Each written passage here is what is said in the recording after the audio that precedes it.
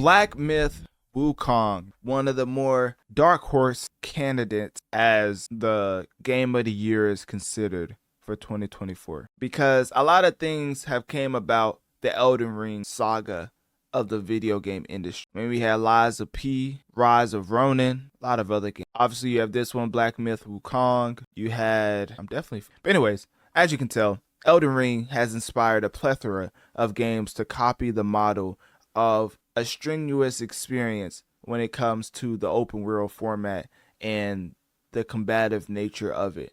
Because different mechanics, especially in Lies of P, they push you to the farthest that you've ever been mentally as far as wanting to give up on a video game, simply for the fact that I don't know about Lies of P or Rise of Ronin, but I do believe that, well, not do believe, I definitely know that Elden Ring did not have a difficulty setting. So with that being stated, a lot of games were inspired by this as far as the overall engagement that a difficult game receives. Because usually with the average gamer, it's usually Call of Duty, Madden, and that's it. That's all they play. Really not trying to play too difficult. They're not trying to play games that are too difficult for the simple fact that they're trying to have fun. But Elden Ring struck such a unique balance of difficulty and enjoyment to the point where now people are trying to recapture that same lightning in the bottle aspect. So here comes Black Myth Wukong, a game set for August 20th. So it's coming out soon. For PlayStation 5, Steam, Epic Game Store, developed by Game Science, and it's an action RPG with heavy emphasis on boss fights inspired by Chinese mythology. So that being said, one of the biggest things to come about this release is that Xbox is not getting this game at all. What in the world? I know. I said the same thing. I was like, how you just not going to come out on a whole different console? Like, it's only two of them. I mean, I guess it's my fault. My Nintendo people. I try not to disrespect y'all too much, but y'all know the Switch can't run this game. So anyway, let's get back to the real console. So Xbox is not getting this game, so that's very interesting. But PlayStation and Steam is. So PC players and PlayStation will be able to play this game when it eventually releases August 20th. But as far as the final trailer, obviously this is the final trailer right here. Analytic Dreamz video on Spotify to see the video along with the audio, but basically I'm playing the trailer on mute, of course. But this trailer was released not too long ago and basically was showing a lot more detail into the game, and at the same time upsetting a lot of Xbox users for the sense of exclusion, like being excluded from the Black Myth Wukong initial player base will have to be frustrating.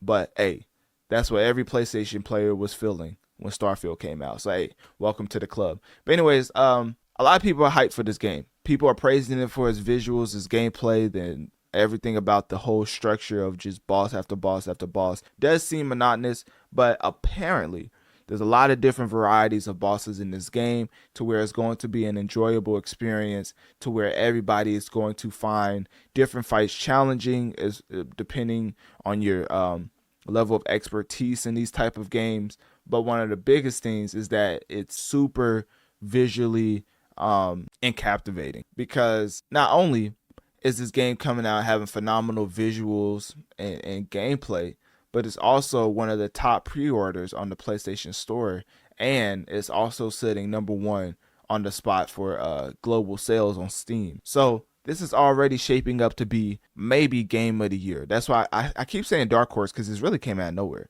Like 2024, when it comes to game, hasn't had the same type of impact that I think it was 2022. What year did Mario Odyssey? That was like one of the best years. Mario. That can't be right. 2017? That can't be. Maybe I'm thinking of something. Oh, I'm thinking of when Zelda and Mario released. So I think it was like Mario. Anyways, let me just type in Zelda Tears of Kingdom release. I know it was in the 20s. Okay, it had to be last year. Yeah, because last year was the year I think we had Zelda, Mario, the flagships of Nintendo release. We had Spider-Man. Did we have Spider-Man? We had God of War Ragnarok. That was 20. It was close to 20. Yeah, I think I'm getting my dates mixed up. But anyways, I think the overall sentiment that I'm trying to say is that 2024 hasn't been the year of. I think I'm thinking of 2023.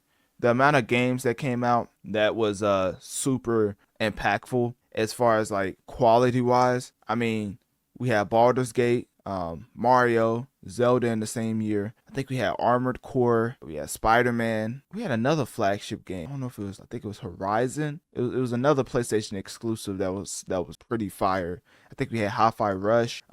Just a lot of great games, right? That was very spread out to where it felt like the whole year was just banger after banger after banger. This year is more of a slow burner because a lot of the games that we thought was going to hit, like Rise of Ronin, turned out to be a solid game, but wasn't a consensus of game of the year. So when you come to Black Myth Wukong and the hype is matching the actual sales, because it's one thing to say, oh, I can't wait to get the game. There's another thing to see Black Myth Wukong sitting at #1 for global sales on Steam and being one of the top pre-orders on PlayStation. So with that being said, one of the biggest things with Black Myth Wukong that you should know before you get into the game is that it has a lot of boss fights that is challenging and differentiates itself from Souls-like, so that it still gives you that feeling of having to overcome a boss, but it's still not just the overall copy-paste of an Elden Ring type format. So that's one thing you always like to see, people taking their own spin on something that's already worked and making it their own, because usually that's when the best creations are made. So as far as the Souls-like elements is considered, the game does incorporate Souls-like mechanics that comes from the Elden Ring class, right? The Elden Ring education. But Wukong differentiates itself mainly through the speed and direct offense rather than like timing and pace. And basically this is from like insiders who have played the game already, because obviously the game's not out yet, but you know, gotta do your due diligence with the people who's already played the game.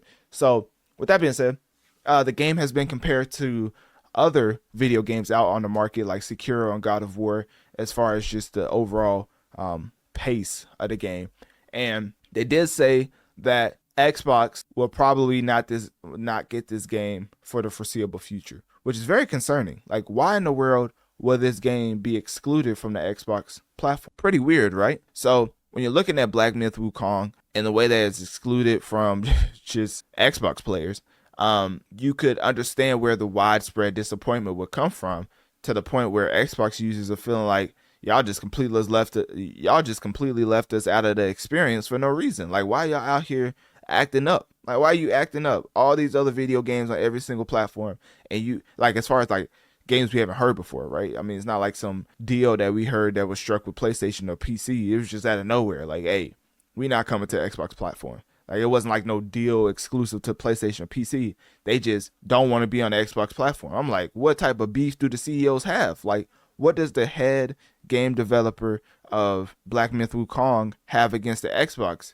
heads? Because at this point, it has to be some type of corporate beef, because it just makes no sense. If there's no exclusive licensing deal, why are you completely cutting out an entire console fan base? So anyways, that's why I keep saying that Black Myth Wukong is definitely shaping up to be a dark horse of Game of the Year, because you're still going to have your Xbox people who come out and kill the game, say the game is trash, for the simple fact that Black Myth Wukong is simply not playable on their platform. So with that being said, the overall premise that you should get from this is that Black Myth Wukong is coming out August 20th for PlayStation players and PC, well, not PlayStation, for PlayStation 5 owners, Steam, and Epic Games. Developed by Game Science, and once again, is an action RPG with heavy emphasis on boss fights and inspired by Chinese mythology. So with that being said, click my link tree in my bio and let me know on one of my social medias. What do you think about Black Myth Wukong coming out soon, August 20th? And also, if you're an Xbox player,